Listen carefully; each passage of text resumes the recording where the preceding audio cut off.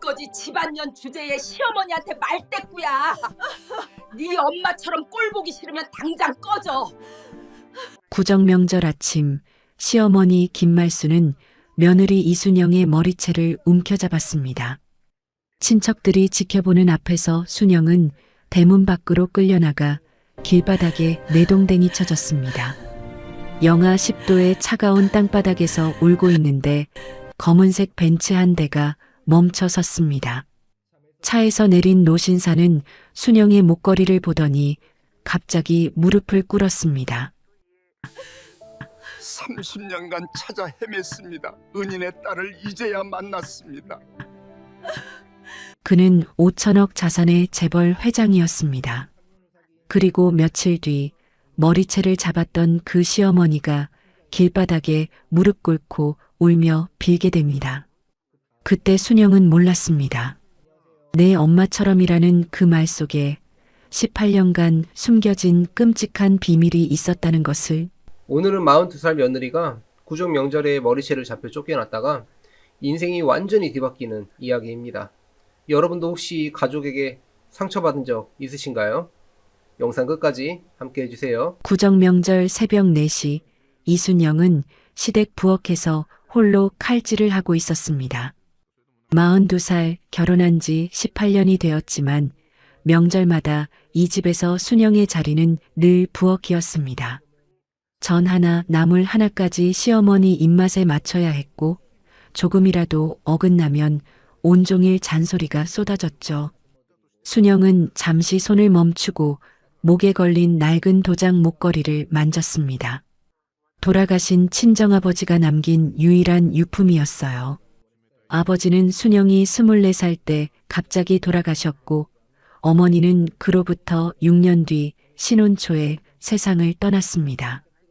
어머니가 왜 그렇게 갑자기 돌아가셨는지 순영은 아직도 알지 못했습니다. 거실에서 시어머니 김말순의 날카로운 목소리가 들려왔습니다. 순영아, 거기서 뭐해? 아직도 전 안 붙였어? 김말순이 부엌으로 들어오며 고함을 질렀습니다. 올해 이른인 김말순은 두 눈을 부릅뜨고 순영이 써는 재료들을 하나하나 점검했습니다. 야, 이게 뭐야? 도라지를 이렇게 굵게 썰면 어떡해? 김말순이 도마 위 도라지를 집어들며 인상을 찌푸렸습니다. 어머니, 이 정도면 괜찮지 않을까요? 순영이 조심스럽게 대답했습니다. 괜찮긴 뭐가 괜찮아.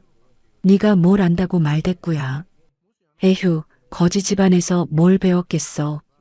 김말순은 도라지를 도마 위에 내던지고 거실로 나가버렸습니다. 순영은 아무 말 없이 다시 칼을 들었습니다. 18년 동안 수없이 들어온 말이었지만 들을 때마다 가슴 한구석이 찢어지는 것 같았어요. 오전 10시 친척들이 하나둘 모여들었습니다. 시누이 둘과 그 가족들, 시삼촌 내외까지 20명 가까운 사람들이 거실을 가득 채웠죠. 순영은 제사상에 음식을 올리며 구석에 서 있었습니다. 제사가 끝나고 음복자리가 시작되었습니다. 김말순이 국 한 숟갈을 떠먹더니 얼굴을 확 구기며 숟가락을 내려놓았습니다. 이게 뭐야, 짜서 못 먹겠네. 친척들의 시선이 일제히 순영에게 쏠렸습니다. 순영의 남편 김태호가 어머니 옆에서 눈을 흘기며 말했습니다. 여보, 국간도 제대로 못 맞춰? 매년 이 모양이야? 45살 김태호는 어머니 앞에서는 한없이 작아지는 사람이었습니다. 18년 동안 단 한 번도 순영 편을 들어준 적이 없었죠. 죄송합니다, 어머니. 다시 끓일게요. 순영이 고개를 숙이며 말했습니다. 됐어. 먹기 싫으니까 치워. 김말순은 손을 휘휘 저으며 순영을 내쫓듯 손짓했습니다. 순영은 국그릇을 들고 부엌으로 향했습니다. 설거지를 하고 있는데 뒤에서 발소리가 들렸습니다. 돌아보니 김말순이 팔짱을 끼고 서 있었어요. 야, 이 그릇 안 씻은 거 아니야? 기름기가 그대로잖아. 김말순이 싱크대 위 그릇 하나를 집어들며 소리쳤습니다. 어머니, 그건 아직 안 씻은 거예요. 지금 순서대로 하고 있어요. 순영이 차분하게 대답했습니다. 그 순간 김말순의 얼굴이 불그락푸르락 변했습니다. 뭐, 지금 나한테 말대꾸하는 거야? 김말순은 손에 들고 있던 국그릇을 바닥에 집어던졌습니다. 쨍그랑 소리와 함께 그릇이 산산조각 났습니다. 순영은 놀라서 한 발 뒤로 물러섰어요. 어머니, 왜 이러세요? 제가 뭘 잘못했다고. 잘못? 네 존재 자체가 잘못이야. 김말순은 순영의 머리채를 움켜잡았습니다. 순영의 비명이 터져 나왔지만 김말순은 아랑곳하지 않고 순영을 끌고 거실로 나왔습니다. 어머니, 아파요. 놓으세요. 순영이 악을 썼지만 김말순의 소나기는 더욱 세게 조여왔습니다. 거실에 있던 친척들이 모두 일어나 구경했지만 아무도 말리지 않았습니다. 김태호조차 멀뚱히 서서 바라만 보고 있었죠. 내가 시집와서 시어머니한테 당한 거에 비하면 이건 아무것도 아니야. 거지 집안년 주제에 감히 말대꾸를 해? 김말순은 순영을 대문 밖으로 끌고 나갔습니다. 영하 10도의 차가운 바람이 순영의 볼을 때렸습니다. 김말순은 순영의 머리채를 놓으며 세게 밀쳤고 순영은 길바닥에 나뒹굴었습니다. 내 엄마처럼 꼴 보기 싫으면 당장 꺼져. 김말순은 침까지 뱉고 대문 안으로 들어가 버렸습니다. 쿵 소리와 함께 대문이 닫혔습니다. 순영은 차가운 땅바닥에 주저앉아 울기 시작했습니다. 손바닥이 까져서 피가 났고 무릎도 쓰라렸습니다. 하지만 몸의 고통보다 마음의 고통이 더 컸어요. 내 엄마처럼이라니. 어머니가 우리 엄마한테 무슨 짓을 한 거지? 순영의 머릿속에 의문이 맴돌았습니다. 어머니는 왜 그렇게 갑자기 돌아가셨을까요? 시어머니는 왜 늘 친정어머니 이야기만 나오면 저렇게 독한 말을 할까요? 대문 안에서는 웃음소리가 들려왔습니다. 친척들이 아무 일 없다는 듯이 다시 담소를 나누고 있었죠. 18년 동안 가족이라고 믿었던 사람들이었습니다. 그 누구도 순영을 부축하러 나오지 않았습니다. 순영은 하늘을 올려다보며 눈물을 삼켰습니다. 바로 그때 검은색 고급 벤츠 한 대가 순영 앞에 멈춰 섰습니다. 뒷문이 열리더니 고급 캐시미어 코트를 입은 노신사가 내렸습니다. 아이고, 이게 어떻게 된 일입니까? 괜찮으세요? 노신사가 다급히 다가와 순영을 부축하려 했습니다. 순영은 놀라서 고개를 들었어요. 그때 노신사의 시선이 순영의 목걸이에 멈췄습니다. 노신사의 얼굴이 굳어졌습니다. 노신사는 순영의 목걸이에 달린 낡은 도장을 뚫어져라 쳐다봤습니다. 도장에는 이만수라는 세 글자가 선명하게 새겨져 있었죠. 노신사의 눈에서 갑자기 눈물이 흘러내렸습니다. 혹시 이만수 씨의 따님이십니까? 순영은 어리둥절하여 노신사를 올려다봤습니다. 네, 이만수는 제 아버지 성함인데요.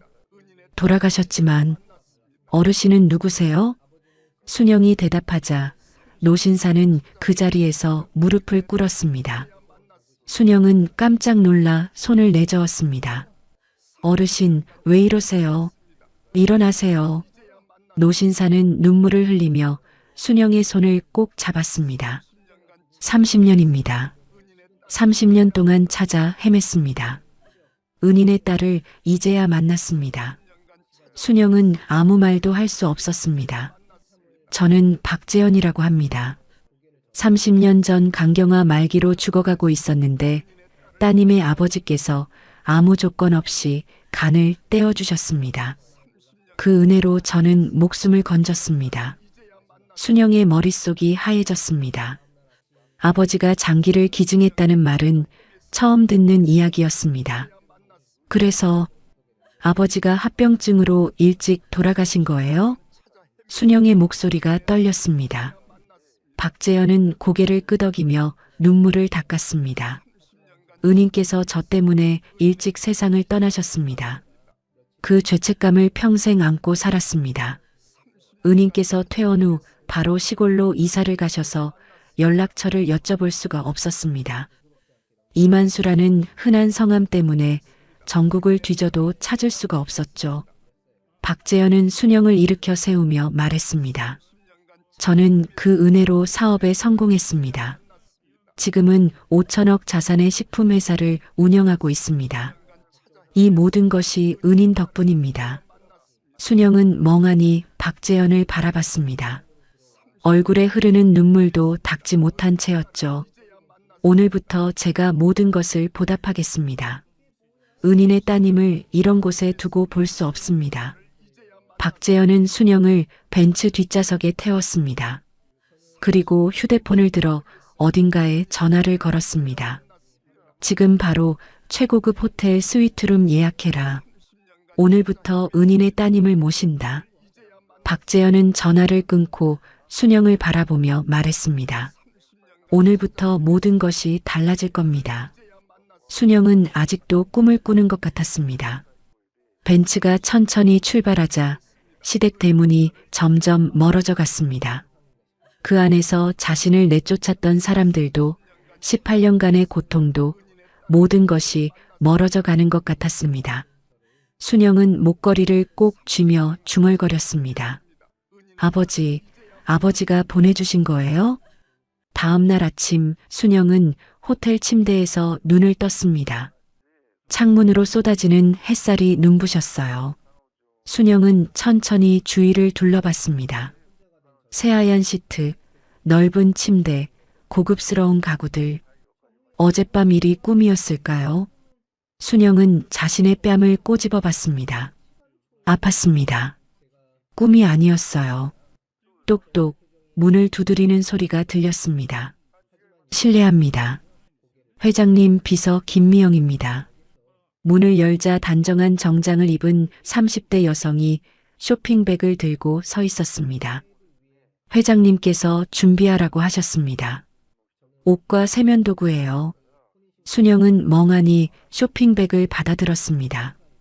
안에는 고급 브랜드의 니트와 바지, 속옷까지 빠짐없이 들어 있었죠. 태어나서 이런 옷은 입어본 적이 없었습니다. 순영은 샤워를 하고 새 옷으로 갈아입었습니다. 거울에 비친 자신의 모습이 낯설었어요. 어제까지 부엌에서 앞치마를 두르고 있던 사람이 맞나 싶었습니다. 비서의 안내를 받아 호텔 레스토랑으로 내려갔습니다. 박재현이 창가 자리에서 일어나 순영을 맞이했습니다. 잘 주무셨습니까? 어서 앉으세요. 박재현은 순영의 의자를 빼주며 정중하게 말했습니다. 순영은 어색하게 자리에 앉았어요. 감사합니다, 회장님. 이렇게까지 해주시다니. 회장님이라 부르지 마세요. 그냥 편하게 아저씨라고 부르셔도 됩니다. 박재현은 따뜻하게 웃으며 말했습니다. 순영은 고개를 숙이며 손을 모았습니다. 저 어젯밤에 많이 생각했어요. 아버지가 정말 장기를 기증하셨다는 게 아직도 믿기지 않아요. 박재현은 가방에서 낡은 서류 봉투를 꺼냈습니다. 이게 30년 전 수술 동의서입니다. 그리고 이건 박재현은 오래된 사진 한 장을 테이블 위에 올려놓았습니다. 순영은 사진을 집어들다가 숨이 멎는 것 같았어요. 젊은 시절의 아버지였습니다. 병원 침대에 누워 환하게 웃고 있는 아버지. 사진 옆에는 수술복을 입은 젊은 남자가 두 손을 모으고 있었죠. 이게 아버지예요. 순영의 눈에서 눈물이 흘러내렸습니다. 그렇습니다. 이 사진 속 옆에 있는 사람이 바로 30년 전의 저예요. 은인께서 수술 후에 찍자고 하셨죠. 평생 건강하게 살라고 말씀하시면서 박재현도 눈시울이 붉어졌습니다. 순영은 사진을 가슴에 꼭 안았습니다. 아버지가 수술 후 합병증으로 돌아가신 건 알고 있었어요. 하지만 왜 수술을 하셨는지는 몰랐어요. 어머니도 말씀 안 해주셨거든요. 순영의 목소리가 떨렸습니다. 은인께서는 병원에서 우연히 저를 만나셨어요. 저는 당시 노숙 생활을 하다가 쓰러져서 응급실에 실려왔죠. 간경화 말기였는데 수술비도 장기 기증자도 없었습니다. 그냥 죽는구나 싶었어요. 박재현은 잠시 말을 멈추고 깊은 숨을 내쉬었습니다. 그런데 옆 침대에 계시던 은인께서 제 사연을 들으시고는 자신의 간을 주시겠다고 하셨어요. 의사가 위험하다고 만류했지만 은인께서는 끝까지 고집을 꺾지 않으셨죠. 아버지가 왜요? 모르는 사람인데. 순영이 울먹이며 물었습니다. 저도 그게 궁금해서 여쭤봤어요. 은인께서 그러셨죠. 자네 눈이 내 아들 같아서 그러네. 나도 아들이 있는데 자네처럼 힘들게 살았으면 누군가 도와줬으면 좋겠어서. 그게 이유의 전부였어요. 박재현은 눈물을 훔쳤습니다. 저는 그 은혜로 목숨을 건졌고 사업에 성공해서 지금의 제가 되었습니다. 그런데 은인께서는 수술 후 바로 시골로 이사를 가셨어요. 연락처를 여쭤보기 전에 떠나셔서. 그때 아버지가 시골로 요양 가셨다고 어머니가 말씀하셨어요. 친척도 없는 곳으로 가셔서 우리도 못 갔다고. 순영은 흐릿한 기억을 더듬었습니다. 이만수라는 성함이 워낙 흔해서 전국을 뒤져도 찾을 수가 없었습니다. 수백 명을 조사했지만 전부 다른 분들이었죠. 그러다 어제 우연히 따님을 만난 겁니다. 30년 만에. 박재현은 순영의 손을 꼭 잡았습니다. 이제라도 은혜를 갚고 싶습니다. 제 양녀가 되어 주십시오. 법적으로 가족이 되어서 제가 평생 지켜드리겠습니다. 순영은 놀라서 손을 뺐습니다. 아니, 그건 너무 갑작스러워요.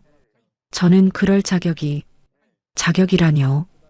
은인의 딸인데 무슨 자격이 필요합니까? 서두르지 않겠습니다. 천천히 생각해 보세요. 박재현은 부드럽게 미소 지었습니다. 한편 그 시각 시댁에서는 난리가 나 있었습니다. 뭐? 밤새 안 들어왔다고? 김말순이 아들 김태호에게 고함을 질렀습니다. 전화도 안 받아요. 수십 번을 했는데 꺼져 있어요. 김태호가 답답한 얼굴로 대답했습니다. 김말순은 친척들에게 전화를 돌리기 시작했습니다. 여보세요? 나야 말순이. 혹시 순영이가 거기 갔어? 아니, 그년이 어젯밤에 가출을 했어. 전화를 끊은 김말순은 부엌으로 가서 물을 벌컥벌컥 마셨습니다. 에휴, 그년이 드디어 본색을 드러냈구나. 역시 거지 집안녀는 못 믿어. 김태호가 조심스럽게 물었습니다. 어머니, 어제 너무 심하게 하신 거 아니에요? 머리채까지 잡으시고. 뭐, 네가 지금 나한테 대들어? 그년 편 들 거야? 김말순이 눈을 부라리자 김태호는 입을 다물었습니다. 김태호는 순영을 찾아 동네를 돌아다녔습니다. 그러다 문득 생각이 나서 경비실로 갔습니다. 저기요, 어제 저녁에 우리 집 앞 CCTV 좀 볼 수 있을까요? 경비원이 CCTV 화면을 돌려주었습니다. 김태호는 화면을 보다가 눈이 휘둥그레졌습니다. 순영이 검은색 고급 벤츠에 타고 있었습니다. 차에서 내린 노인이 순영을 부축해서 태우는 장면까지 선명하게 찍혀 있었죠. 이게 뭐야? 김태호의 얼굴이 불그락푸르락 변했습니다. 바람이 났어. 그년이 바람이 났어. 김태호는 분노에 차서 집으로 뛰어갔습니다.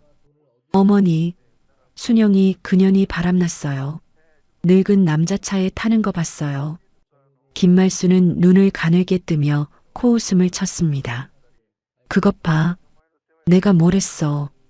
역시 그 애미 꼴 안 나면 다행이지. 네? 그 애미가 왜요? 김태호가 의아한 표정으로 물었습니다. 김말수는 잠시 당황하더니 손을 휘휘 저었습니다. 아니야, 아무것도 아니야. 암튼 그년 들어오면 그냥 안 둬. 이틀이 지났습니다. 순영은 호텔에 머무르며 많은 생각을 했습니다. 18년 결혼 생활이 주마등처럼 스쳐 지나갔어요. 신혼 때부터 시작된 구박, 명절마다 반복되는 모욕, 남편의 무관심, 그리고 친정 어머니가 돌아가셨을 때의 기억. 순영은 그날을 떠올렸습니다. 어머니 장례식장에 시어머니는 오지 않았습니다. 김태호만 잠깐 얼굴을 비추고 사라졌죠. 어머니는 돌아가시기 전날 순영에게 말씀하셨습니다. 순영아, 시댁 눈치 보지 말고 내 인생 살아라. 엄마가 못해준 게 많아서 미안하다. 순영은 그 말씀의 의미를 알지 못했습니다. 어머니는 왜 그렇게 갑자기 돌아가셨을까요? 지병이 있었던 것도 아닌데. 순영은 결심했습니다. 이대로 시댁에 돌아가봤자 달라질 것은 아무것도 없었습니다. 순영은 박재현을 찾아갔습니다. 회장님, 아니, 아저씨, 제가 결정했어요. 말씀하세요. 양녀가 되겠습니다. 저도 가족이 필요해요. 박재현의 얼굴에 환한 미소가 퍼졌습니다. 박재현은 자리에서 일어나 순영을 꼭 안아주었습니다. 고맙습니다. 이제부터 제가 아버지가 되어 지켜드리겠습니다. 아무도 따님을 함부로 대하지 못하게 하겠습니다. 순영은 박재현의 품에서 눈물을 흘렸습니다. 18년 만에 느껴보는 따뜻함이었어요. 아저씨, 아니, 아버지, 한 가지 부탁이 있어요. 뭐든지 말씀하세요. 순영은 잠시 망설이다가 입을 열었습니다. 제 어머니가 18년 전에 갑자기 돌아가셨어요. 그런데 왜 돌아가셨는지 아무도 말해주지 않았어요. 시어머니는 늘 내 엄마처럼이라는 말을 해요. 무슨 뜻인지 알아봐 주실 수 있을까요? 박재현의 표정이 진지해졌습니다. 알겠습니다. 법률팀에 바로 지시하겠습니다. 반드시 진실을 밝혀드리겠습니다. 박재현은 즉시 전화를 걸었습니다. 김 변호사, 나야. 지금 바로 조사 하나 해줘. 18년 전에 돌아가신 분이 있어. 사망 경위를 철저히 파헤쳐. 순영은 창밖을 바라보며 생각했습니다. 어머니, 이제 진실을 알 수 있을까요? 일주일 후 저녁 뉴스 시간이었습니다. 김말수는 거실 소파에 앉아 TV를 보고 있었어요. 김태호는 옆에서 휴대폰만 들여다보고 있었죠. 순영에게 수백 통의 전화를 했지만 단 한 번도 연결되지 않았습니다. 에휴, 그년이 대체 어디 숨어 있는 거야? 일주일째 연락도 없고. 김말순이 투덜거렸습니다. 바로 그때 TV 화면에 익숙한 얼굴이 나타났습니다. 오늘 제게 깜짝 뉴스입니다. 5천억 자산의 박재현 대한식품 회장이 42살 여성을 양녀로 입적했습니다. 김말순의 눈이 휘둥그레졌습니다.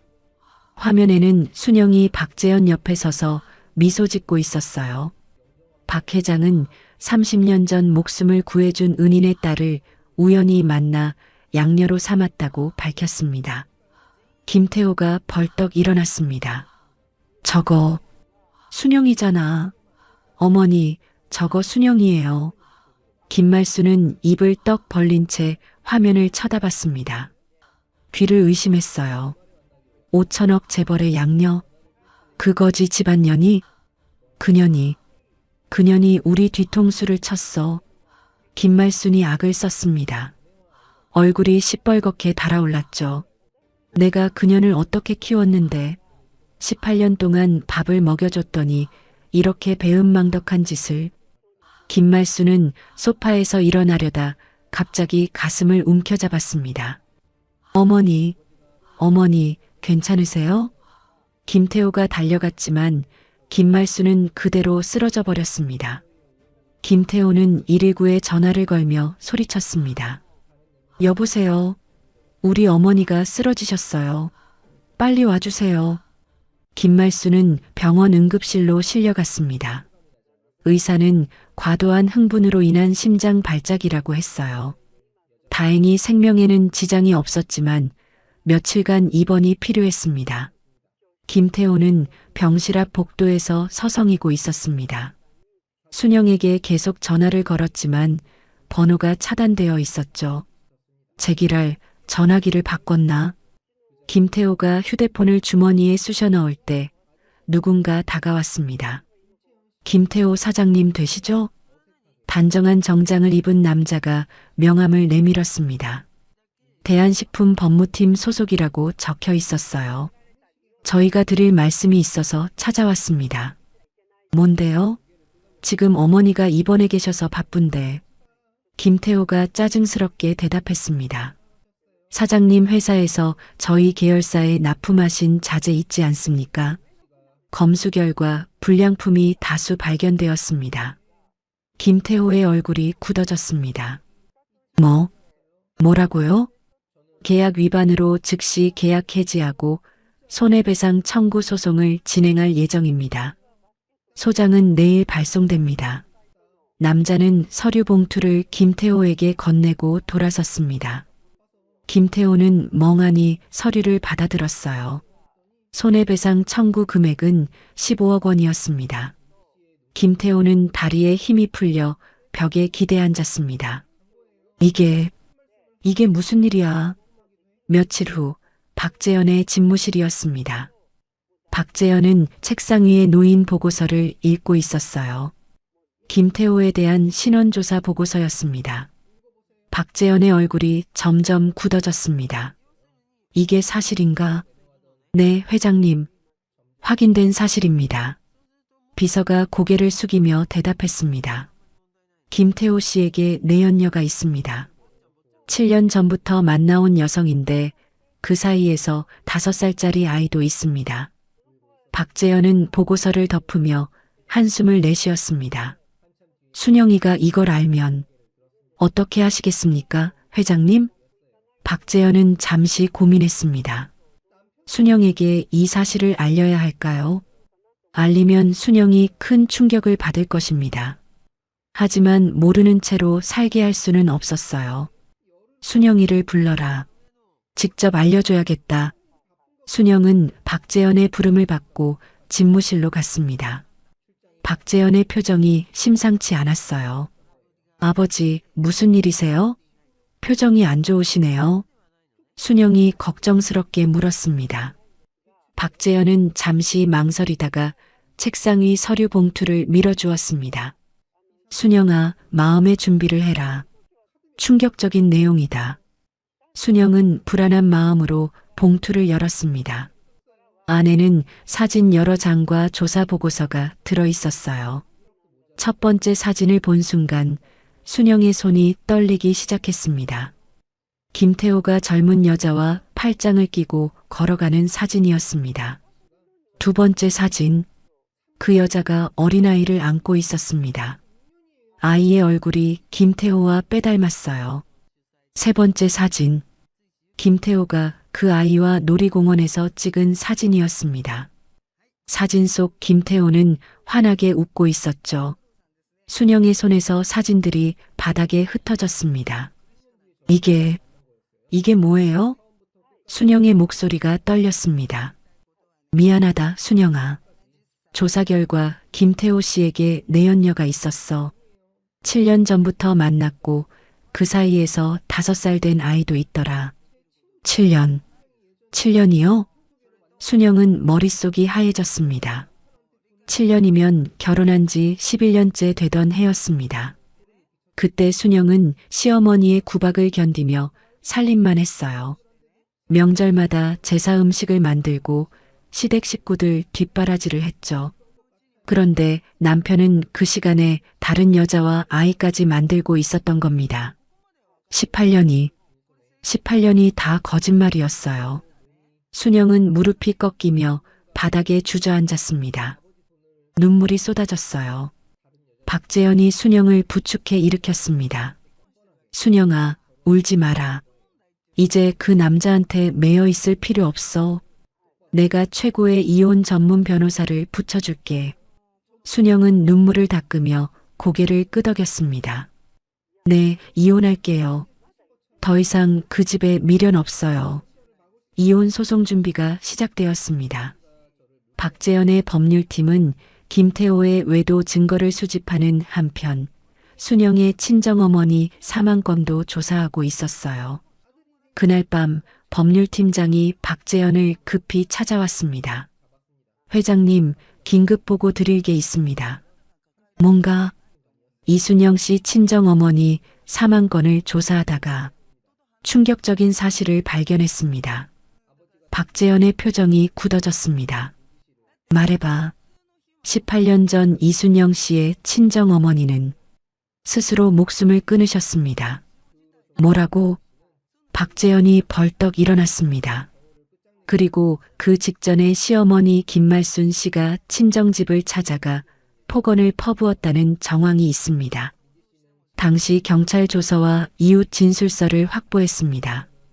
법률팀장이 서류를 내밀었습니다. 박재현은 서류를 읽어내려가며 얼굴이 점점 창백해졌어요. 세상에, 이럴 수가. 그리고 회장님, 친정어머니의 유서도 확보했습니다. 유서? 네, 경찰 기록에 남아 있었습니다. 박재현은 유서 사본을 받아들었습니다. 읽어내려가는 동안 손이 떨렸어요. 이걸 순영이한테 어떻게 말하지? 박재현은 깊은 한숨을 내쉬었습니다. 다음 날 순영은 박재현의 표정이 이상하다는 것을 느꼈습니다.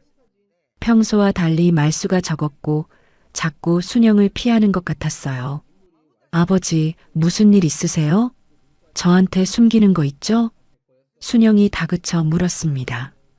박재현은 잠시 망설이다가 입을 열었습니다. 순영아, 내 어머니 사망건을 조사했는데 새로운 사실이 발견됐어. 순영의 심장이 쿵 내려앉았습니다. 무슨 사실이요? 내일 이야기하자. 오늘은 너무 충격적인 일이 많았으니까 좀 쉬어라. 아니요, 지금 말씀해 주세요. 우리 엄마한테 무슨 일이 있었던 거예요? 순영이 박재현의 손을 잡으며 애원했습니다. 박재현은 고개를 저었어요. 내일 만나서 직접 보여줄게. 오늘은 정말 쉬어라. 부탁이야. 순영은 더 이상 묻지 못했습니다. 박재현의 표정이 너무나 무거웠기 때문이에요. 그날 밤 순영은 잠을 이룰 수 없었습니다. 침대에 누워 천장만 바라봤어요. 엄마한테 대체 무슨 일이 있었던 거야? 왜 갑자기 돌아가신 거야? 시어머니가 우리 엄마한테 뭔 짓을 한 거야? 순영은 목에 걸린 아버지의 도장 목걸이를 꼭 쥐었습니다. 아버지, 엄마한테 무슨 일이 있었던 거예요? 제발 알려주세요. 순영의 눈에서 눈물이 흘러내렸습니다. 길고 긴 밤이었어요. 다음 날 아침 순영은 박재현의 집무실을 찾아갔습니다. 밤새 한숨도 못 잤어요.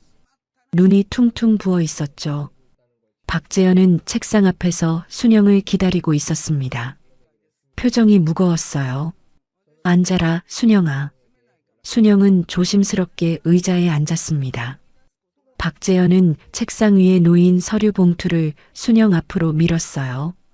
여기 내 어머니 사망 경위에 대한 자료가 있다. 마음의 준비를 해라. 순영은 떨리는 손으로 봉투를 열었습니다. 안에는 경찰 조서와 종이 한 장이 들어 있었어요. 순영은 종이를 펼쳐 들었습니다. 익숙한 글씨체가 눈에 들어왔어요. 어머니의 필체였습니다. 이게 엄마 글씨예요. 순영의 눈에서 눈물이 흘러내리기 시작했습니다. 유서였어요. 18년 전 어머니가 남긴 마지막 편지. 순영은 한 글자 한 글자 읽어내려갔습니다. 순영아, 엄마가 미안하다. 결혼한 지 한 달밖에 안 된 딸에게 짐이 되기 싫구나. 시어머니에게 들은 말을 차마 너에게 전할 수가 없다. 거지 집안년이라는 말이 머릿속에서 떠나질 않는다. 내 시어머니가 우리 집에 찾아와서 한 말들을 너는 모르겠지. 엄마가 다 막아줄게. 엄마가 없어지면 너는 편하게 살 수 있을 거야.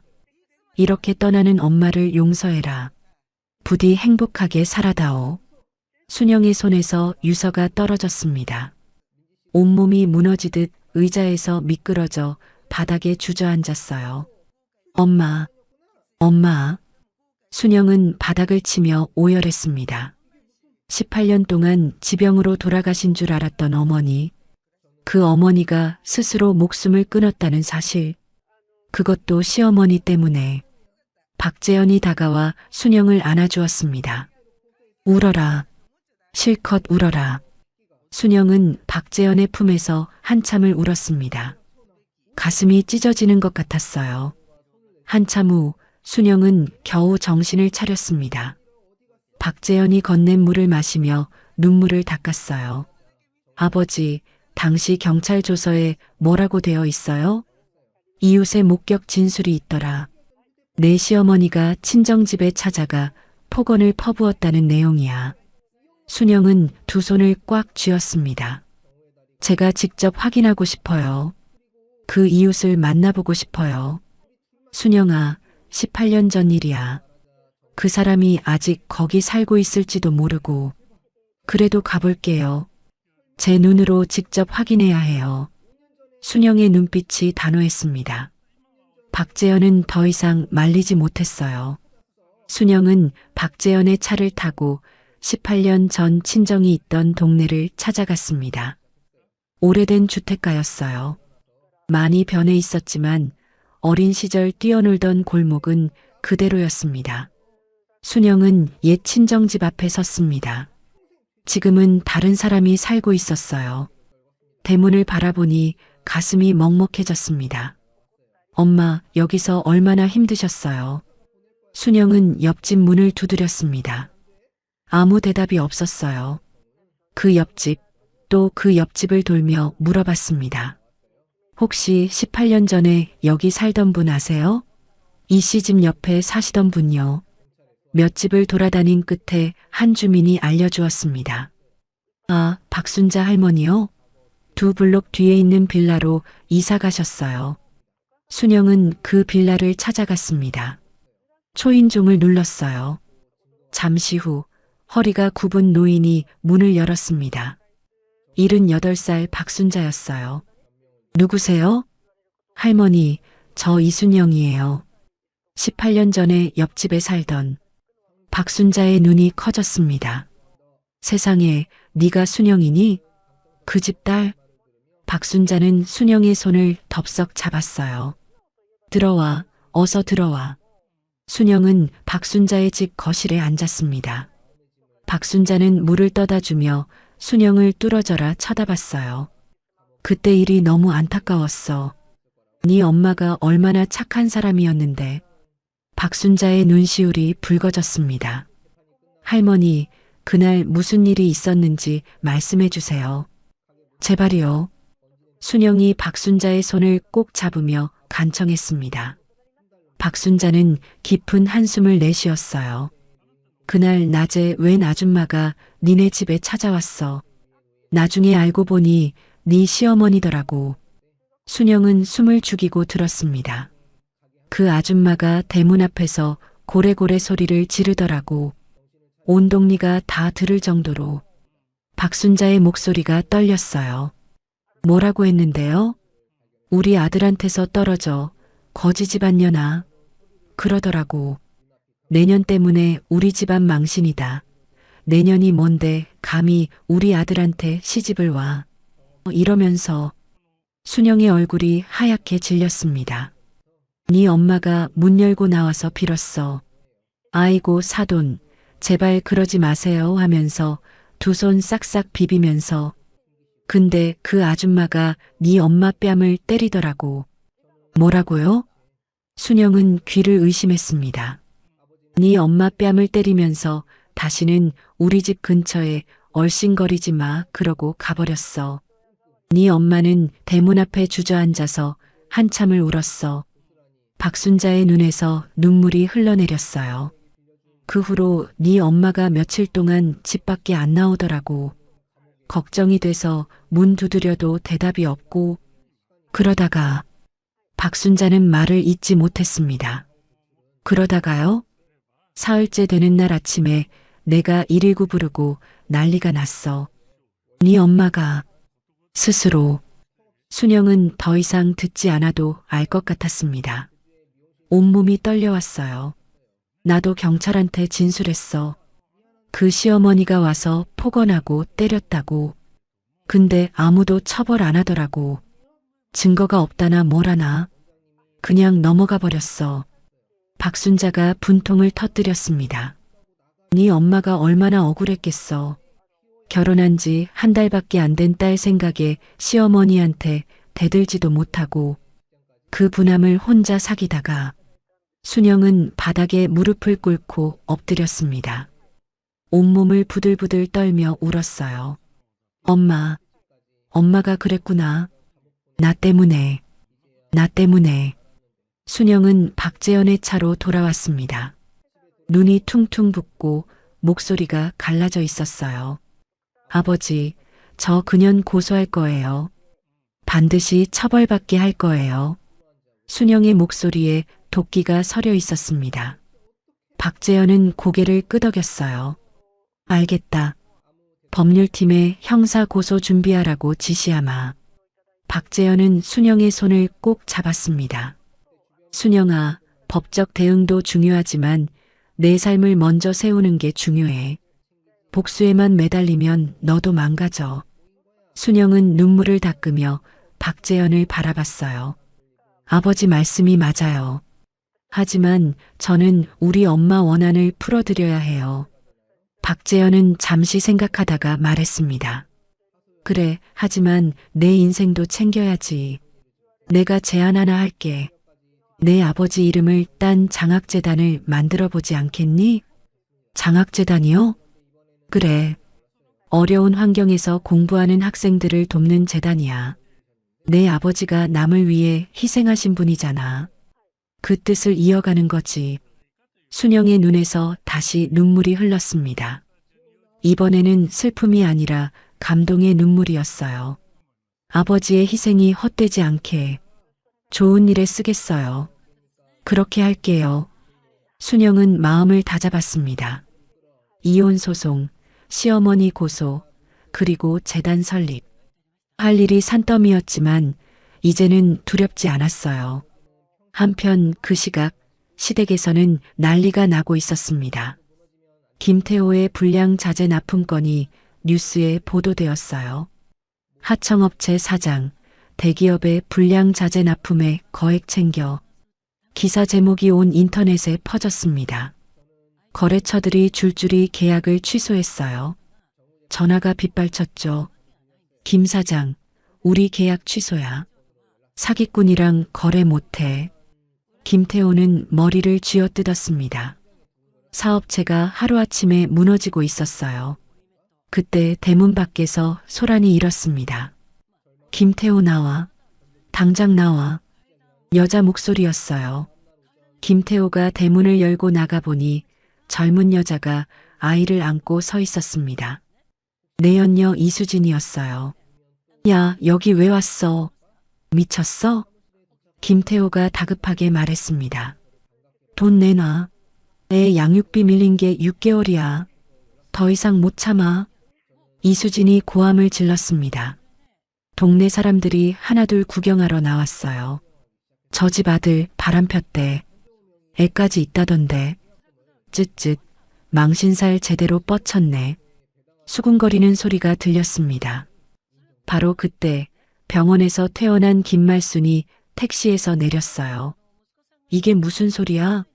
뭐야, 이 난리가? 김말순은 대문 앞에 서 있는 젊은 여자와 아이를 봤습니다. 그리고 아이의 얼굴을 보는 순간 굳어버렸어요. 아이가 김태호와 너무 닮아 있었거든요. 태호야, 이게 뭐야? 김말순의 목소리가 떨렸습니다. 어머니, 들어가세요. 제가 처리할게요. 처리는 무슨 처리? 인연이 누구야?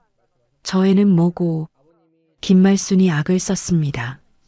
그러다 갑자기 가슴을 움켜잡았어요. 어머니. 김태호가 달려갔지만 김말수는 그 자리에서 쓰러져 버렸습니다. 또다시 구급차가 출동했죠. 순영은 박재현의 비서에게서 이 소식을 전해 들었습니다. 시어머니가 다시 쓰러지셨다고요? 순영은 잠시 복잡한 표정을 지었어요. 그리고 창밖을 바라보며 중얼거렸습니다. 천벌이 시작됐구나. 한 달이 흘렀습니다. 순영의 삶은 완전히 달라져 있었어요.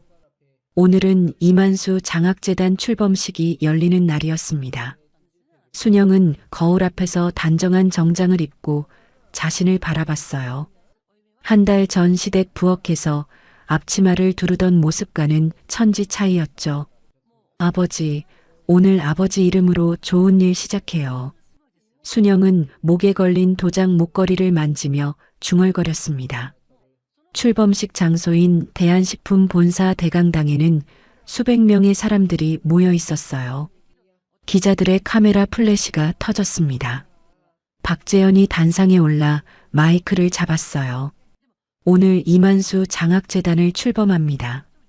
30년 전 저에게 장기를 기증해 목숨을 살려주신 은인의 이름을 딴 재단입니다. 박재현의 목소리가 떨렸습니다. 이 재단은 어려운 환경에서도 꿈을 포기하지 않는 학생들을 돕겠습니다. 은인의 따님이신 이순영 씨가 이사장을 맡아주셨습니다. 박수 소리가 쏟아졌어요. 순영이 단상에 올랐습니다. 안녕하세요. 이만수 장학재단 이사장 이순영입니다. 순영의 목소리는 차분했지만 단단했어요. 제 아버지는 모르는 사람에게 장기를 기증하셨습니다. 왜 그러셨냐고요? 그 사람 눈이 자기 아들 같아서 누군가 도와줬으면 좋겠다고 생각하셨대요. 그게 이유의 전부였습니다. 기자들이 연신 카메라 셔터를 눌렀어요. 저는 아버지의 그 마음을 이어가고 싶습니다. 힘든 환경에서도 포기하지 않는 학생들에게 희망이 되고 싶습니다. 감사합니다. 우레와 같은 박수가 터져 나왔습니다. 박재현은 눈시울을 붉히며 순영을 바라봤어요. 은인, 따님이 이렇게 훌륭하게 크셨습니다. 출범식이 끝난 후 순영은 재단 운영 계획서를 박재현에게 보여줬습니다. 순영이 직접 밤새워 작성한 것이었어요. 와, 이건 네가 직접 만든 거야? 박재현이 놀라서 물었습니다. 네, 어떻게 하면 정말 도움이 필요한 학생들을 찾을 수 있을지 고민했어요. 지역 복지관이랑 연계하면 좋을 것 같아서요. 순영의 눈빛이 빛났어요. 박재현은 감탄하며 고개를 끄덕였습니다. 역시 은인의 딸이야. 머리도 좋고 마음도 따뜻하고 이 재단 잘 되겠어. 그날 저녁 뉴스에 순영의 이야기가 보도되었습니다. 5천억 재벌의 양녀, 장학재단 이사장으로 변신. 30년 전 장기 기증 은인의 딸 나눔 실천. 온 나라가 순영의 이야기에 감동했어요. 일주일 후 드디어 이혼 재판 결과가 나왔습니다. 법원은 순영의 손을 들어줬어요. 피고 김태호는 외도, 혼외자, 출산 등 유책 사유가 인정되어 원고에게 위자료 5억 원을 지급하라. 판사의 선고가 내려졌습니다. 김태호는 고개를 푹 숙인 채 아무 말도 못했어요. 재판이 끝난 후 순영은 법원 계단을 내려오며 하늘을 올려다봤습니다. 엄마, 드디어 끝났어. 이제 그 집이랑 완전히 남이야. 가슴이 뻥 뚫리는 것 같았어요. 18년간 짊어졌던 짐을 내려놓은 기분이었습니다. 박재현은 순영에게 고급 아파트를 마련해 주었어요. 한강이 보이는 넓은 집이었습니다. 순영은 새 집에 들어서며 창밖을 바라봤어요. 눈물이 흘러내렸습니다. 나만의 공간이 생겼어. 평생 처음이야. 시댁에서는 항상 눈치를 봐야 했어요. 자기 방도 없이 구석에서 잠을 잤죠. 그런데 이제는 넓은 거실에서 당당하게 누울 수 있었습니다. 한편 시댁은 완전히 무너지고 있었습니다. 김태호의 사업체는 문을 닫았어요. 빚쟁이들이 집 앞에 진을 쳤습니다. 김태호, 돈 내놔. 도망가도 소용없어. 빚쟁이들이 대문을 쾅쾅 두드렸어요. 김태호는 새벽에 몰래 짐을 싸서 도망쳤습니다. 어머니한테도 알리지 않고 잠적해버렸죠. 병원에서 퇴원한 김말수는 빈집에 홀로 남았어요. 태호야, 태호야. 김말수는 아들에게 전화를 걸었지만 꺼져 있었습니다. 수십 통을 해도 연결되지 않았어요. 이 나쁜 놈아, 애미를 버리고 가. 김말수는 울면서 친척들에게 전화를 돌렸습니다. 여보세요? 나 말순이야. 좀 도와줘. 빚쟁이들이 집에 와서. 말순아, 미안한데 나도 형편이 안 돼. 뚝. 전화가 끊겼어요. 다른 친척에게 전화를 걸었습니다. 사촌 오빠, 나 좀 재워줘. 하룻밤만. 네가 그동안 뭔 짓을 했는데 나한테 손을 벌려. 순영이한테 한 짓 다 알아. 뚝. 또 끊겼습니다. 모든 친척들이 김말순을 외면했어요. 아무도 도와주지 않았습니다. 빚쟁이들이 집기를 들고 나가기 시작했어요. TV, 냉장고, 세탁기까지. 할머니, 이 집 경매 넘어갑니다. 나가세요. 김말수는 비닐봉지 하나에 옷 몇 벌을 담아 집에서 쫓겨났습니다. 갈 곳이 없었어요. 김말수는 터벅터벅 걸어서 동네 공원으로 갔습니다. 벤치에 주저앉았어요. 그곳은 구정 명절에 순영을 내쫓았던 바로 그 골목 근처였습니다. 영하의 추위가 몰아쳤어요. 김말수는 얇은 옷 하나로 벤치에 웅크리고 앉아 벌벌 떨었습니다. 이게 무슨 꼴이야? 이게 무슨 꼴이야? 김말수는 허공을 바라보며 중얼거렸어요. 70년 인생에 이렇게 비참한 적은 처음이었습니다. 그 시각 순영은 어머니 기일에 맞춰 산소를 찾아갔습니다. 박재현도 함께했어요. 순영은 어머니 묘비 앞에 무릎을 꿇었습니다. 엄마 왔어. 눈물이 흘러내렸어요. 이제 다 알았어. 엄마가 왜 그랬는지, 시어머니가 엄마한테 뭔 짓을 했는지 다 알았어. 순영은 묘비를 쓰다듬었습니다. 엄마 미안해. 18년 동안 몰랐어. 나 때문에 엄마가 그렇게 힘드셨는지 몰랐어. 박재현이 순영의 어깨를 감싸주었어요. 엄마, 나 이제 잘 살 거야. 아버지 이름으로 좋은 일도 할 거야. 그리고 순영은 눈물을 닦으며 고개를 들었습니다. 그리고 반드시 엄마 원한 풀어줄게. 그 사람한테 사과 받아낼게. 기다려. 산을 내려오며 순영은 박재현에게 말했어요. 아버지, 시어머니 지금 어디 있는지 알아봐 주실 수 있어요? 왜? 만나려고? 네, 직접 만나야 해요. 박재현은 고개를 끄덕이며 비서에게 전화를 걸었습니다. 잠시 후 비서에게서 연락이 왔어요. 시어머니가 동네 공원 벤치에 앉아 있다는 소식이었습니다. 순영은 운전기사에게 말했어요. 그 공원으로 가주세요. 차 안에서 순영은 어머니의 유서를 다시 한번 읽었습니다. 손이 떨렸어요. 엄마, 이제 가서 말할게. 검은색 벤츠가 공원 앞에 멈췄습니다. 순영은 모피 코트를 입고 천천히 차에서 내렸어요. 벤치에 웅크리고 앉아있는 초라한 노인이 보였습니다. 김말순이었어요. 순영은 당당하게 걸어갔습니다. 구두 굽소리가 또각또각 울렸어요. 김말순이 고개를 들었습니다. 처음에는 알아보지 못했어요. 고급 옷을 입고 당당하게 서 있는 여자가 누군지. 하지만 얼굴을 확인하는 순간 김말순의 눈이 휘둥그레졌습니다. 순영아? 김말순이 벌떡 일어나려 했지만 다리에 힘이 풀려 비틀거렸어요. 순영은 시어머니를 차갑게 내려다봤습니다. 어머니, 18년 전 이 근처에서 우리 엄마가 어떤 심정이었는지 이제 좀 아시겠어요? 김말순의 얼굴이 하얗게 질렸습니다.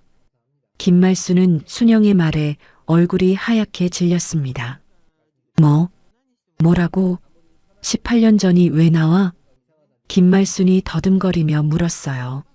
순영은 가방에서 종이 한 장을 꺼내 김말순 앞에 펼쳐 보였습니다. 이게 뭔지 아세요? 우리 엄마 유서예요. 김말순의 눈이 휘둥그레졌습니다. 손이 부들부들 떨렸어요. 유서? 읽어보세요. 어머니가 우리 엄마한테 뭔 짓을 했는지 다 적혀 있어요. 순영의 목소리는 차가웠습니다. 김말순은 떨리는 손으로 유서를 받아들었어요. 읽어내려가는 동안 얼굴이 점점 창백해졌습니다. 이건 김말순의 목소리가 기어들어갔어요. 기억나세요? 18년 전에 우리 친정집 찾아가서 뭐라고 하셨는지. 순영이 한 발 다가섰습니다. 거지 집안년이라고 했죠. 우리 아들한테서 떨어지라고 했죠. 그리고 순영은 이를 악물었어요. 우리 엄마 뺨을 때렸죠. 김말순의 눈이 휘둥그레졌습니다. 그건 옆집 할머니가 다 봤어요. 경찰 조서에도 남아있고 녹취록도 있어요. 부인하실 거예요? 순영이 휴대폰을 꺼내 녹음 파일을 틀었습니다. 그날 그 아줌마가 순영이 엄마 뺨을 때리더라고. 다시는 우리 집 근처에 얼씬거리지 마 그러고 가버렸어. 박순자 할머니의 목소리가 흘러나왔어요. 김말순은 그 자리에서 다리가 풀려 주저앉았습니다. 나는 그때. 김말순이 더듬거렸어요. 잘 기억 안 나? 그럼 제가 다시 말해드릴까요? 순영이 냉정하게 내려다봤습니다. 어머니가 우리 엄마한테 폭언하고 뺨을 때렸어요. 우리 엄마는 그 수치심과 분함에 3일 동안 집 밖에 못 나오셨어요. 그리고 스스로 목숨을 끊으셨어요. 결혼한 지 한 달 된 딸에게 짐이 되기 싫어서. 순영의 눈에서 눈물이 흘러내렸어요. 하지만 목소리는 흔들리지 않았습니다. 18년 동안 몰랐어요. 엄마가 왜 돌아가셨는지. 그런데 어머니는 알고 있었죠. 그러면서 저한테 18년 동안 거지 집안년 소리를 하셨어요. 제 머리채를 잡고 끌어내셨어요. 순영의 목소리가 높아졌어요. 어머니가 우리 엄마를 죽인 거나 마찬가지예요. 김말순은 갑자기 순영의 다리를 붙잡았습니다. 땅바닥에 이마를 찌우며 울기 시작했어요. 순영아, 잘못했다. 내가 잘못했어. 제발 살려줘. 지금 뭐라고요? 그때 내가 너무 어렸어. 철이 없었어. 가난한 집에서 며느리 들어온다니까 창피해서 그랬어. 제발 용서해줘. 김말순이 바닥에 엎드려 빌었어요. 지나가던 사람들이 발걸음을 멈추고 구경했습니다. 순영은 시어머니를 냉정하게 밀쳐냈어요. 우리 엄마는 어머니한테 빌어도 소용없었어요. 그런데 저보고 용서하라고요? 순영아, 제발. 나갈 데가 없어. 이러다 죽어. 경찰에 고소장 접수할 거예요. 어머니가 우리 엄마한테 한 짓 법적으로 따져볼 거예요. 순영이 돌아서려는 순간 휴대폰이 울렸습니다. 화면에 비서 김미영이 떴어요. 순영은 전화를 받았습니다. 네, 무슨 일이에요? 비서의 목소리가 다급했어요. 이사장님, 회장님이 쓰러지셨습니다. 지금 응급실로 이송 중이에요. 순영의 얼굴이 굳어졌습니다. 네, 아버지가 쓰러지셨다고요? 빨리 오세요. 상태가 안 좋대요. 순영은 시어머니를 뒤로 한 채 뛰기 시작했어요. 기사님, 빨리. 병원으로요. 순영이 탄 벤츠가 빠르게 달렸습니다. 순영은 계속 비서에게 전화를 걸었어요. 아버지, 지금 어떠세요? 의식 있으세요? 회장님이 회의 중에 갑자기 쓰러지셨어요. 의식이 오락가락하세요. 순영의 손이 떨렸습니다. 아버지, 제발 괜찮으셔야 해요. 병원에 도착하자마자 순영은 뛰어서 응급실로 갔습니다. 비서가 복도에서 기다리고 있었어요. 이사장님, 아버지 어디 계세요? 지금 응급 처치 중이세요. 의사 선생님이 말씀하시려고 기다리고 계세요. 잠시 후 흰 가운을 입은 의사가 다가왔습니다. 보호자분 되시죠? 네, 저 박재현 회장님 양녀예요. 아버지 괜찮으세요? 순영의 목소리가 떨렸어요. 의사의 표정이 어두웠습니다. 솔직히 말씀드리겠습니다. 회장님 상태가 좋지 않습니다. 순영의 심장이 쿵 내려앉았어요.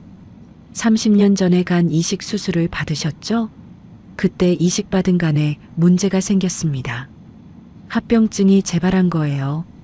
그럼 어떻게 해야 해요? 긴급 수술이 필요합니다. 하지만 의사가 말을 멈췄어요. 하지만요, 환자분이 고령이시고 기저질환도 있어서 수술 성공률이 50%가 채 되지 않습니다. 순영은 다리에 힘이 풀려 벽에 기댔어요. 50%도 안 된다고요? 최선을 다하겠습니다만 보호자분도 마음의 준비를 하셔야 합니다. 순영의 눈에서 눈물이 쏟아졌습니다. 안 돼요, 아버지. 저 이제 막 아버지 생겼는데. 순영은 수술 동의서에 떨리는 손으로 서명했어요. 제발 살려주세요. 아버지가 중간으로 30년을 사신 분이에요. 저희 아버지가 아니에요. 제발이요. 의사는 고개를 숙이며 수술 준비를 하러 갔습니다. 잠시 후 박재현이 수술실로 이송되었어요. 의식이 흐릿한 상태였지만 순영을 알아봤습니다. 순영아. 박재현이 힘겹게 손을 뻗었어요. 순영은 그 손을 꼭 잡았습니다. 아버지, 저예요. 순영이에요. 미안하다. 이제 막 가족이 됐는데. 무슨 소리예요? 아버지 수술 받고 나으셔야죠. 저한테 이러시면 안 돼요. 순영이 울먹이며 말했어요.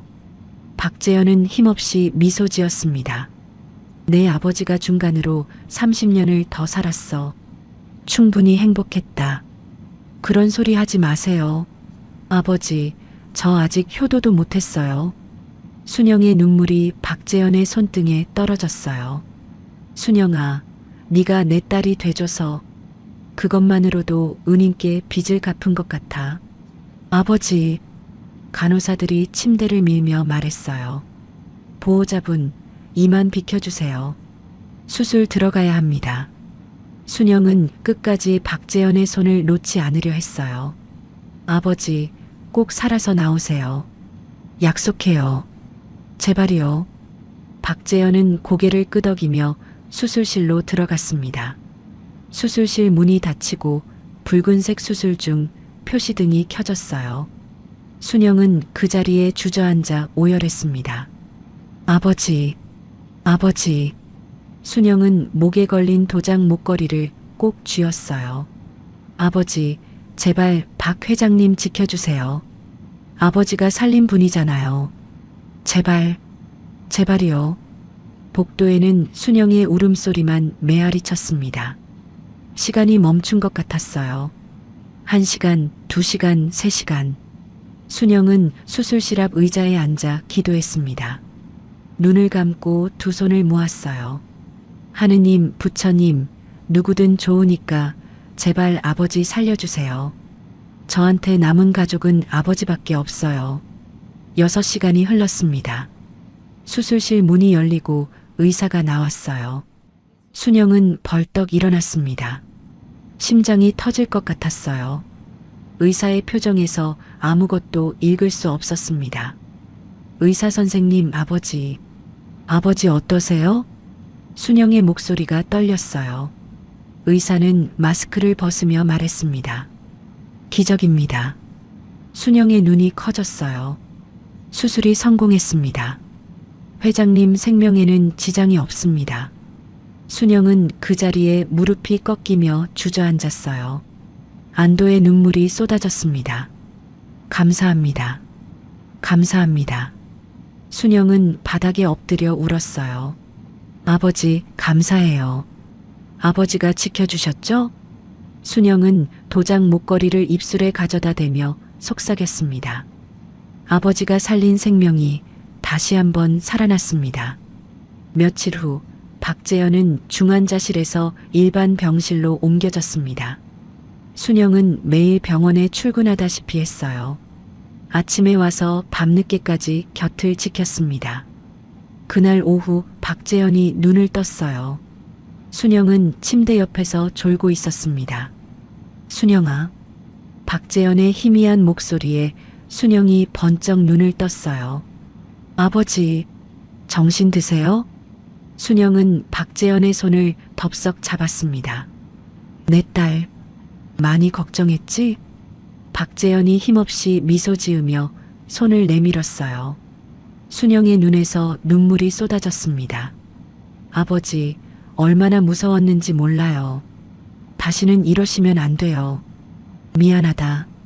이 늙은이가 걱정만 끼쳐서. 무슨 소리예요? 아버지 없으면 저 어떡해요?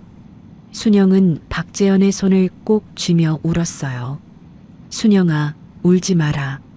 나 안 죽어. 내 아버지가 중간이 튼튼해서 이번에도 버텼어. 박재현이 순영의 눈물을 닦아주었습니다. 아버지가 지켜주신 거예요. 저도 기도했어요. 아버지한테. 순영은 목에 걸린 도장 목걸이를 보여줬어요. 박재현은 그 목걸이를 보며 눈시울을 붉혔습니다. 은인께서 지켜주셨구나. 고맙습니다, 은인. 일주일 후 박재현은 거의 회복되었습니다.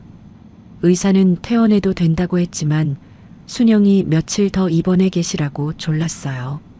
아버지, 저 잠깐 다녀올 때가 있어요. 순영이 병실에서 일어나며 말했습니다. 어디 가려고? 시어머니 문제 정리하러요.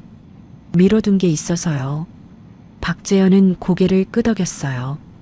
그래, 가봐라. 무리하지 말고. 네, 금방 올게요. 순영은 변호사와 함께 김말순을 찾아갔습니다. 김말순은 쪽방촌에서 살고 있었어요. 좁은 골목을 지나 허름한 건물 앞에 도착했습니다. 삐걱거리는 철문을 열고 계단을 올라갔어요. 문을 두드리자 안에서 기침 소리가 들렸습니다. 누구세요? 김말순의 힘없는 목소리였어요. 저예요, 순영이요. 잠시 정적이 흘렀습니다. 문이 삐걱 열렸어요. 순영은 방 안을 보고 숨이 막혔습니다. 한평 남짓한 공간에 이불 하나, 라면 봉지 몇 개가 전부였어요. 김말순은 얼굴이 반쪽이 되어 있었습니다. 김말순은 순영을 보자마자 무릎을 꿇었어요. 순영아, 왔구나. 제발 살려줘. 여기서 이러다 죽을 것 같아. 김말순의 눈에서 눈물이 흘러내렸습니다. 순영은 방 안으로 들어가 김말순 앞에 섰어요. 변호사가 뒤따라 들어왔습니다. 어머니, 저 형사 고소하려고 했어요. 아시죠? 김말순이 고개를 끄덕였어요. 몸이 부들부들 떨렸습니다. 근데 생각이 바뀌었어요. 고소 안 할게요. 김말순의 눈이 커졌습니다. 정말이야? 대신 조건이 있어요. 순영의 목소리는 차가웠어요. 첫째, 우리 엄마 산소 앞에서 무릎 꿇고 사죄하세요. 둘째, 요양원에 들어가서 남은 생 조용히 사세요. 김말순은 잠시 멈칫했어요. 요양원? 요양비는 제가 낼게요. 굶어 죽게 내버려 두진 않을 거예요. 대신 조건 들으셔야 해요. 김말순의 얼굴이 굳어졌습니다. 순영아, 내가 왜 그래야 해? 그때는 내 입장도 있었어. 나도 힘들었단 말이야. 순영은 피식 웃었어요. 아직도 그런 말씀이 나와요? 변호사님, 설명해 주세요. 변호사가 앞으로 나섰습니다. 김말순 씨, 만약 형사 고소되면 폭행죄와 명예훼손죄가 적용됩니다. 피해자가 사망에 이르렀기 때문에 가중 처벌 대상이에요. 최소 징역 2년, 최대 5년까지 나올 수 있습니다. 김말순의 얼굴이 하얗게 질렸어요. 징역이라고? 70 넘은 나이에 감옥 가실 거예요? 아니면 요양원에서 편하게 사실 거예요? 순영이 물었습니다. 김말순은 한참을 말없이 앉아 있었어요. 눈물이 주르륵 흘러내렸습니다. 그리고 천천히 고개를 떨궜어요. 알았어. 네 말대로 할게. 일주일 후 순영은 김말순을 데리고 친정어머니 산소를 찾아갔습니다. 날씨가 흐렸어요. 곧 비가 올 것 같았습니다. 산길을 올라 묘지에 도착했어요. 순영은 김말순을 어머니 산소 앞에 세웠습니다. 여기에요. 우리 엄마 산소. 김말순은 묘비를 바라봤어요. 고 김영숙의 묘라고 적혀 있었습니다. 무릎 꿇으세요. 순영이 말했습니다. 목소리는 떨리지 않았어요. 김말순은 천천히 무릎을 꿇었습니다. 흙바닥에 두 무릎이 닿았어요. 사죄하세요. 순영이 내려다보며 말했습니다. 김말순은 한참을 아무 말도 하지 못했어요. 입술만 달싹거렸습니다. 그러다 갑자기 바닥에 엎드렸어요. 이마가 흙에 닿았습니다. 제가 잘못했습니다. 김말순의 목소리가 떨렸어요. 그때 제가 너무했습니다. 사돈 어른한테 그러면 안 되는 거였는데 제가 철이 없었습니다. 눈물이 흙바닥에 떨어졌어요. 용서해 주십시오. 제발 용서해 주십시오. 김말순은 이마를 땅에 찌우며 울었습니다. 늙은 어깨가 들썩였어요. 순영은 그 모습을 말없이 내려다봤습니다. 18년 동안 기다렸던 순간이었어요. 순영은 어머니 묘비를 바라봤습니다. 엄마 들었지? 순영의 눈에서 눈물이 흘러내렸어요. 드디어 사과받았어. 18년 걸렸지만 드디어 받았어. 순영은 묘비 앞에 무릎을 꿇었습니다. 손으로 묘비를 쓰다듬었어요. 엄마, 이제 편히 쉬어. 딸은 잘 살 거야. 걱정하지 마. 빗방울이 떨어지기 시작했습니다. 순영의 눈물과 빗물이 뒤섞였어요. 18년간 맺혔던 한이 풀리는 것 같았습니다. 순영은 김말순을 일으켜 세웠어요. 김말순의 무릎에는 흙이 잔뜩 묻어 있었습니다. 가시죠. 요양원으로요. 순영이 담담하게 말했습니다. 차에 오르며 김말순이 말했어요. 순영아, 네, 나도 시어머니한테 당한 게 많았어. 순영은 아무 말 없이 앞을 바라봤습니다. 시집와서 10년 동안 맨날 맞고 살았어. 거지 집안에서 왔다고, 쓸모없다고. 그래서 나도 모르게, 나도 그렇게 됐나 봐. 김말순의 목소리가 떨렸어요. 그렇다고 네 엄마한테 그러면 안 되는 건데. 내가 너무 나빴어. 정말 미안해. 순영은 창밖을 바라봤습니다. 빗줄기가 굵어지고 있었어요. 시어머니도 시어머니한테 당했구나. 그 아픔을 우리 엄마한테 푼 거구나. 순영은 한참을 아무 말도 하지 않았어요. 그리고 입을 열었습니다. 살아계실 때 잘하세요. 저도 요양비 보내드릴 테니까. 그게 순영이 할 수 있는 전부였습니다. 요양원에 도착했어요. 깨끗하고 햇볕이 잘 드는 시설이었습니다. 입소 수속을 마치고 순영은 김말순의 방까지 안내했어요. 김말순은 방을 둘러보다가 순영에게 고개를 숙였습니다. 고맙다, 순영아. 이렇게까지 해줄 줄 몰랐어. 은혜 베푸는 거 아니에요. 우리 엄마라면 이렇게 하셨을 것 같아서요. 순영은 돌아섰어요. 안녕히 계세요. 순영은 요양원을 나왔습니다. 비가 그치고 하늘이 맑아지고 있었어요. 순영은 하늘을 올려다봤습니다. 가슴에 맺혔던 무거운 돌덩이가 내려가는 것 같았어요. 깊은 숨을 내쉬었습니다.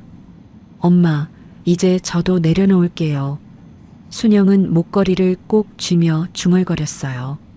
아버지, 엄마 이제 저 행복하게 살 거예요. 지켜봐 주세요. 구름 사이로 햇살이 쏟아져 내렸습니다. 마치 부모님이 대답해 주시는 것 같았어요. 순영은 미소를 지으며 걸어갔습니다. 새로운 삶을 향해 챕터 8 나눔은 돌아온다. 한 달이 지났습니다. 박재현은 완전히 회복되어 퇴원했어요. 오늘은 이만수 장학재단 첫 번째 장학금 수여식이 열리는 날이었습니다. 순영은 아침부터 설레는 마음으로 준비했어요. 대한식품 본사 대강당에 10명의 학생들이 모였습니다. 모두 어려운 환경에서도 꿈을 포기하지 않은 아이들이었어요. 순영은 단상에 올라 학생들을 바라봤습니다. 여러분, 안녕하세요. 이만수 장학재단 이사장 이순영입니다. 학생들이 긴장한 표정으로 순영을 올려다봤어요. 힘든 환경에서도 포기하지 않고 여기까지 온 여러분이 정말 대단해요. 저도 여러분 나이 때 많이 힘들었거든요. 순영은 잠시 말을 멈추고 목걸이를 만졌습니다. 저희 아버지는 어려운 환경에서도 남을 돕는 분이셨어요. 모르는 사람에게 장기를 기증해서 목숨을 살려주셨죠. 그 정신을 이어받아 이 재단을 만들었어요. 학생들의 눈빛이 빛났어요. 여러분, 힘든 환경이 여러분의 미래를 막을 수 없어요. 오늘 받는 장학금으로 꿈을 향해 달려가세요. 저희가 응원할게요. 박수 소리가 터져 나왔습니다. 박재현은 객석에서 눈시울을 붉히며 순영을 바라봤어요. 은인, 따님이 이렇게 훌륭한 분이 되셨습니다. 장학금 수여가 끝나고 기자들이 몰려왔습니다. 이사장님, 앞으로 재단 계획이 어떻게 되시나요? 올해는 10명이지만 내년에는 더 많은 학생들을 돕고 싶어요. 아버지가 남긴 사랑을 세상에 돌려주고 싶습니다. 순영은 환하게 웃으며 대답했어요. 카메라 플래시가 터졌습니다. 행사가 끝나고 순영은 박재영과 함께 건물을 나섰어요. 그때 누군가 앞을 막아섰습니다. 순영아. 순영은 멈칫했어요. 김태호였습니다. 얼굴이 반쪽이 되어 있었어요. 수염이 덥수룩하고 옷은 구겨져 있었습니다. 한 달 전에 그 모습은 온데간데 없었죠. 여기 어떻게 온 거야? 순영이 차갑게 물었습니다. 순영아, 제발 나 좀 살려줘. 김태호가 갑자기 무릎을 꿇었어요. 지나가던 사람들이 발걸음을 멈추고 쳐다봤습니다. 일어나. 창피하게.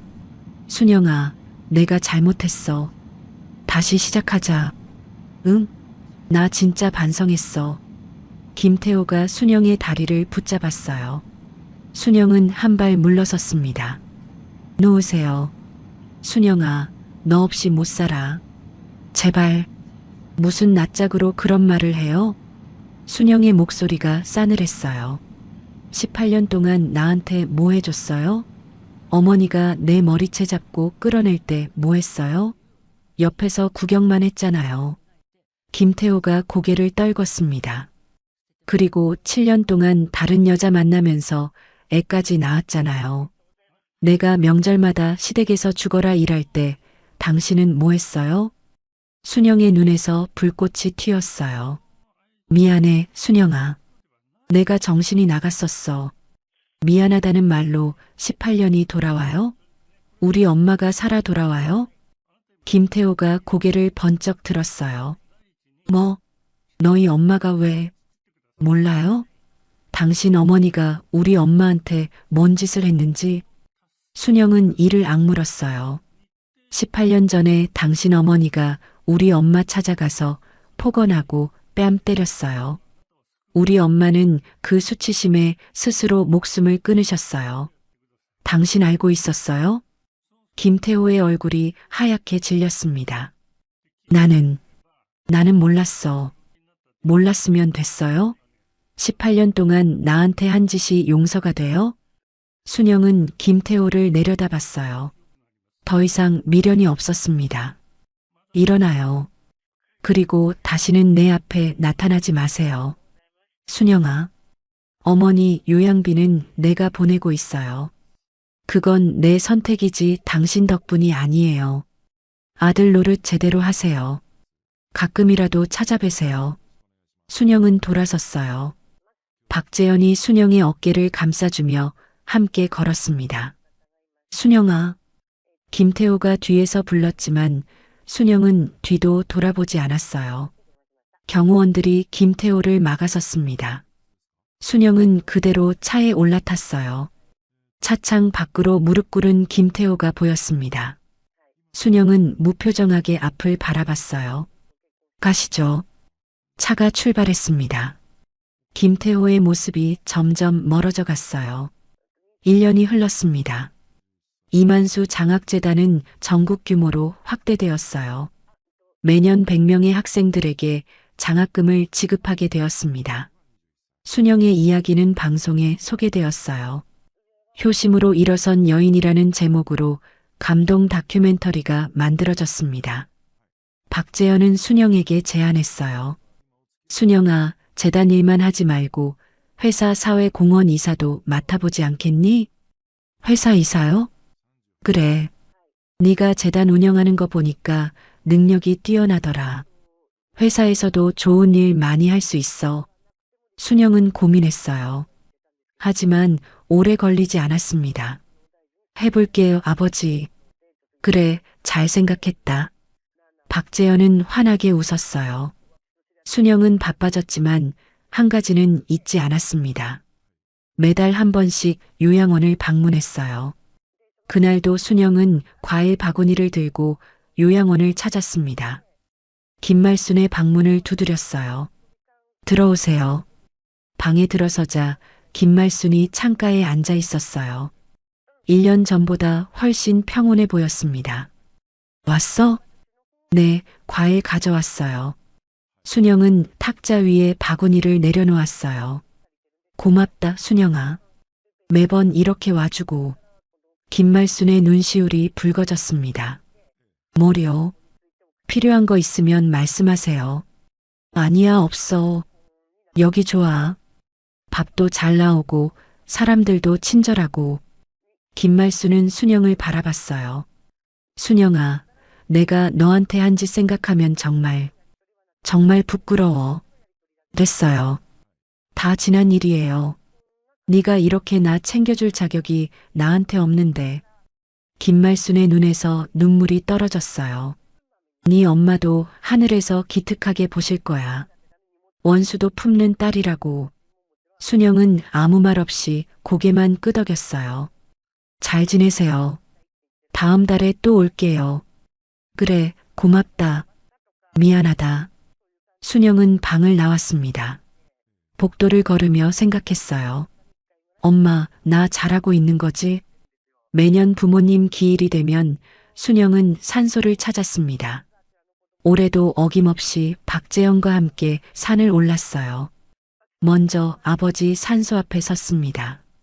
아버지 왔어요. 재단 1년 됐어요.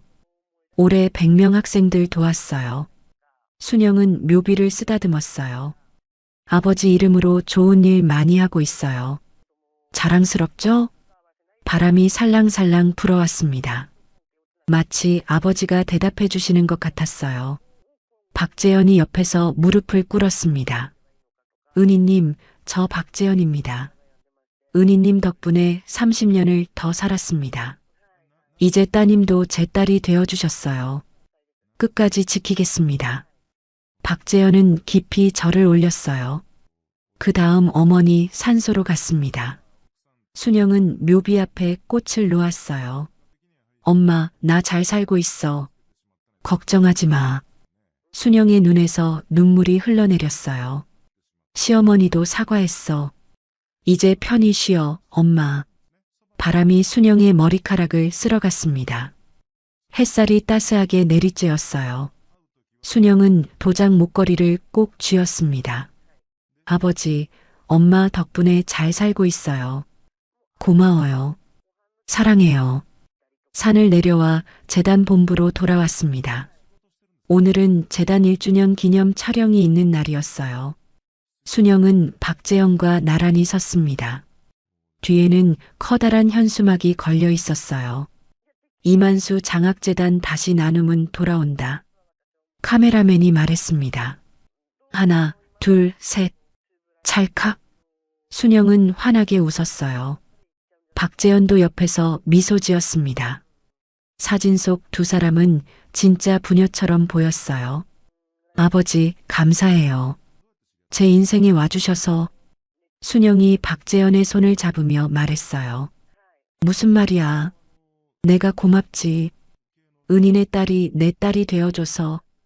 박재현은 순영의 손을 꼭 쥐었습니다. 창밖으로 햇살이 쏟아져 들어왔어요. 현수막의 글자가 빛났습니다. 나눔은 돌아온다. 30년 전 아버지가 베푼 나눔이 이렇게 돌아왔습니다. 순영은 하늘을 올려다봤어요. 구름 사이로 햇살이 쏟아지고 있었습니다. 아버지와 어머니가 웃고 계신 것 같았어요. 아버지, 엄마 지켜봐 주세요. 저 더 열심히 살게요. 순영은 미소 지으며 새로운 하루를 시작했습니다. 잿더미 위에 핀 꽃처럼 당당하게. 순영이의 이야기 어떠셨나요? 얼어붙은 땅에서도 봄꽃은 피어납니다. 18년의 눈물이 마침내 햇살을 만난 것처럼요. 어쩌면 이 이야기가 너무 극적으로 느껴지셨을 수도 있어요. 시댁에서 쫓겨난 며느리가 재벌 양녀가 되고 시어머니가 무릎 꿇고 빌게 된다니 현실에서 이런 일이 가능하냐고요? 실제로 부모님이 베푼 선행이 자녀에게 복으로 돌아온 사례가 적지 않습니다. 장기 기증으로 살린 생명이 수십 년 뒤 은인 가족을 찾아 보답한 실화도 있고요. 세상은 생각보다 인연의 끈으로 연결되어 있습니다. 다만 오늘 사연은 실제 경험담을 바탕으로 각색한 것이라는 점 양해 부탁드려요.